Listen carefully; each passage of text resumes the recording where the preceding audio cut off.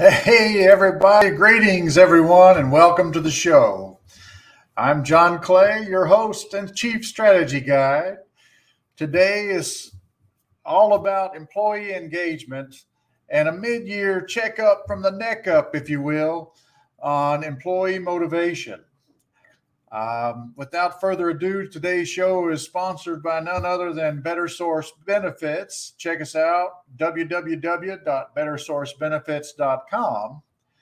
And again, today we are talking about mid-year motivation. It's June 1st.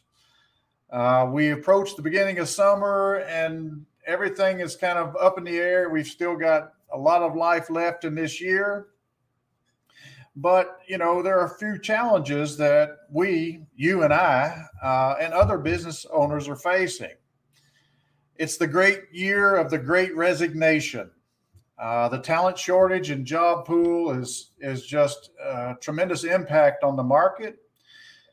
And it's especially important to make sure your company doesn't have extra expenses in the form of talent acquisition, et cetera, when it goes into the job market. Everybody's ramping up for these summer jobs, whether you're in construction with the timing of the year. The construction season is in full swing.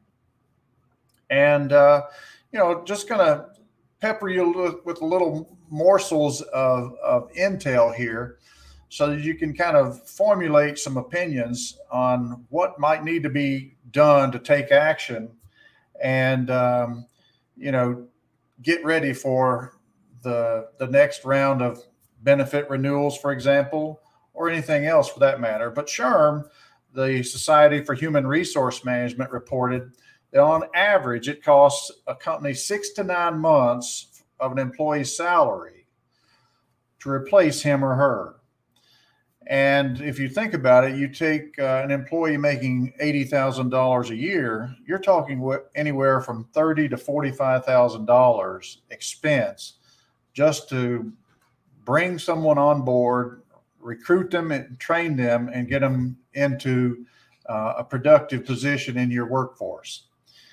A couple of other numbers you can consider.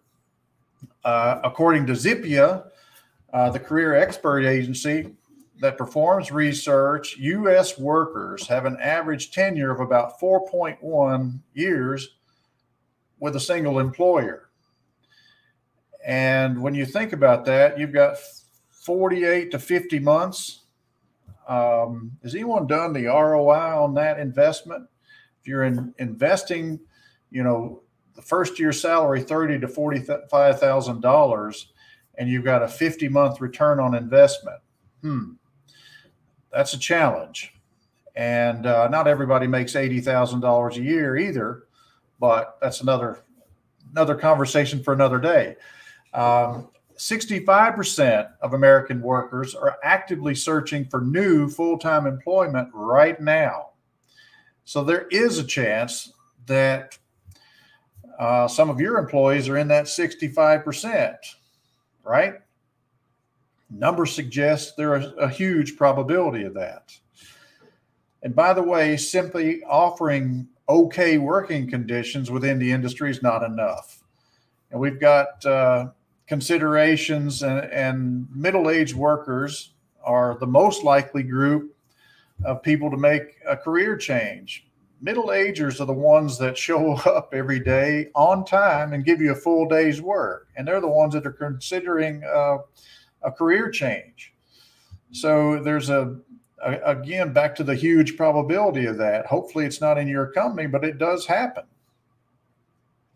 A recent poll in Fast Company found that approximately half, or 52% of all American employees, are considering making a change this year. So not only do you have the important people in your business, but in general, half of your workforce may be actively looking for a job, and 44% of that number have already started taking action. So you've got a lot of plates up in the air to try to manage what's going on with your workforce. And, again, average age of career change is 39. And if it makes sense, because most of the time when you're hitting 39 years old, almost 40, experts point to less financial risk and personal stresses as the main reasons that 39-year-olds seek such significant career shifts. They're tired of it and they're going to do something else. In addition to the average age of job hoppers, it's also important to note that most people looking to switch careers are not in it for the money. They'll take less for a better quality of life. In fact, 58%, of those surveyed by Indeed, that huge U.S. job site, say that they'd be willing to take a pay cut to make a major career change. Wow.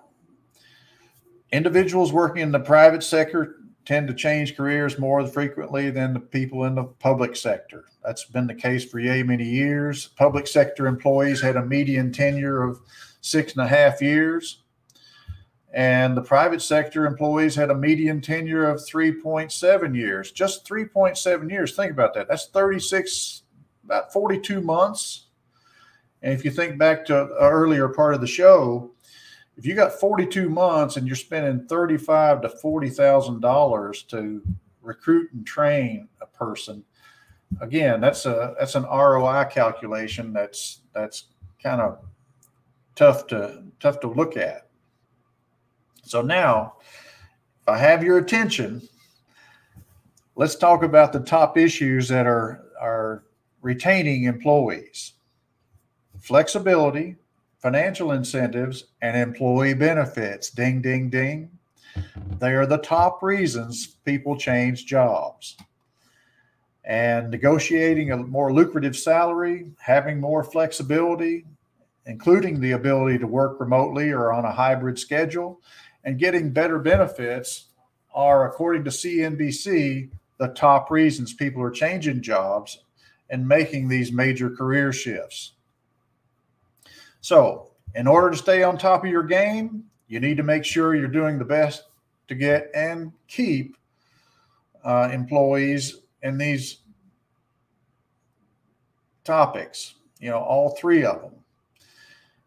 Here's what you should know about the trends of 2022. We talked about trends last time. We kind of fumbled the ball a little bit, but here they are.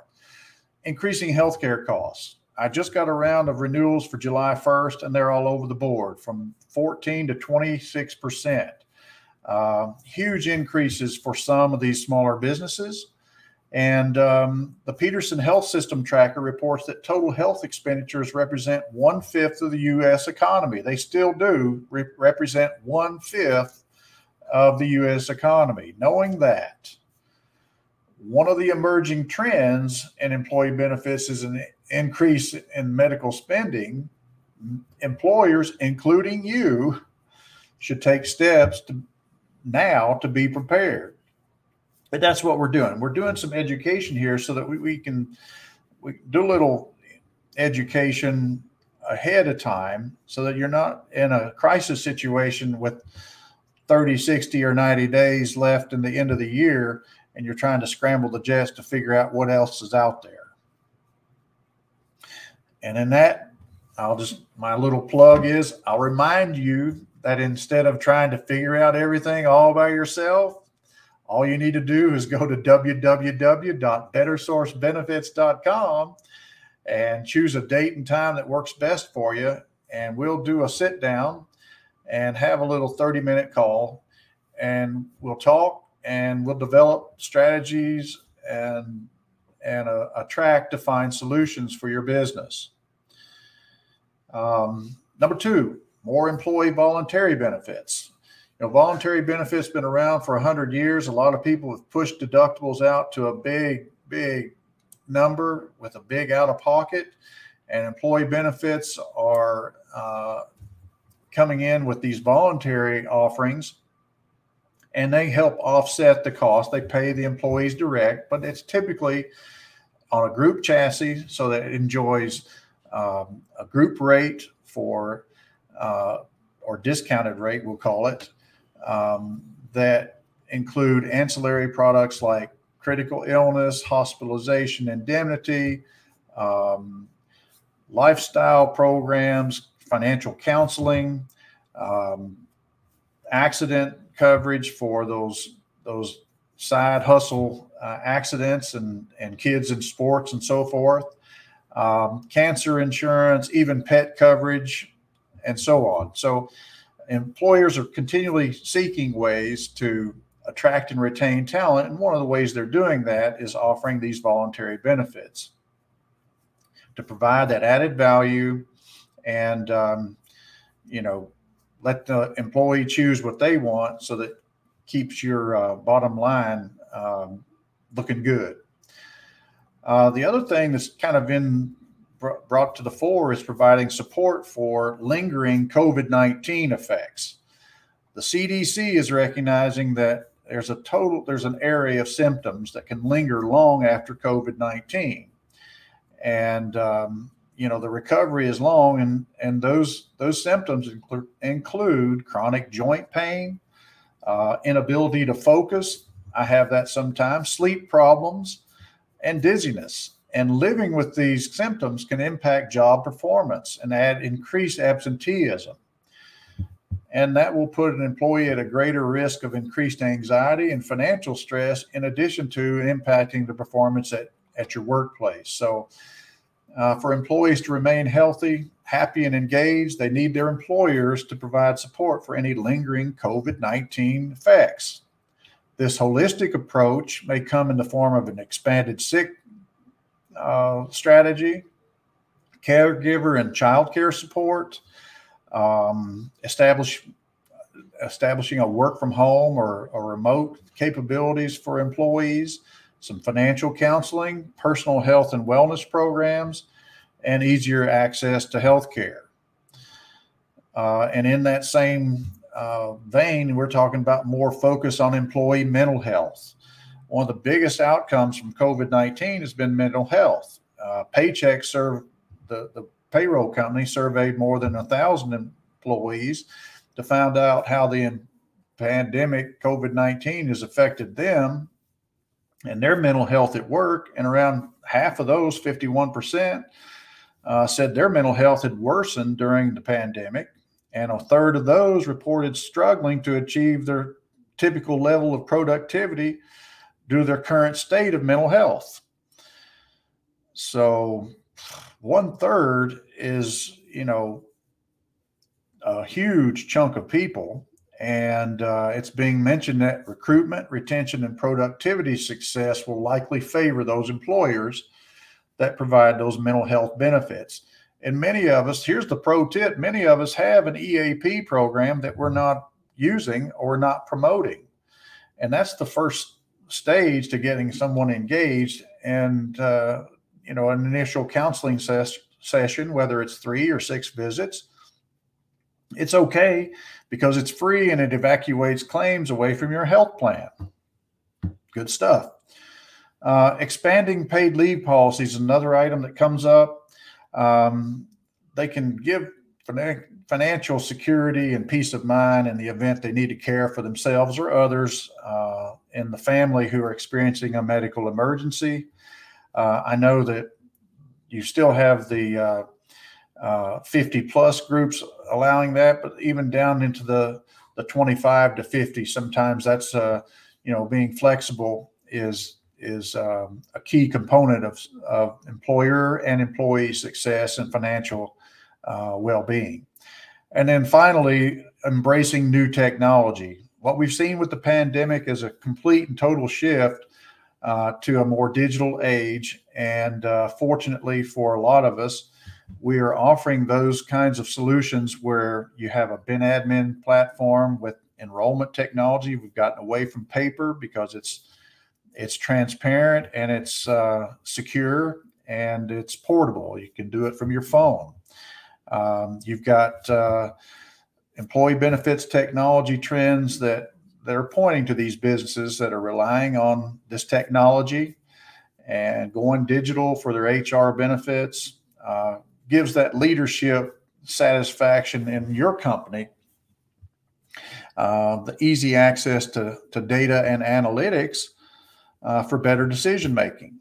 So self-service systems or tools like the BetaSource Benefits app, for example, allow employees to access their benefits and make additions, corrections, or deletions to their dependents, to their address, to their phone, their email, and so forth.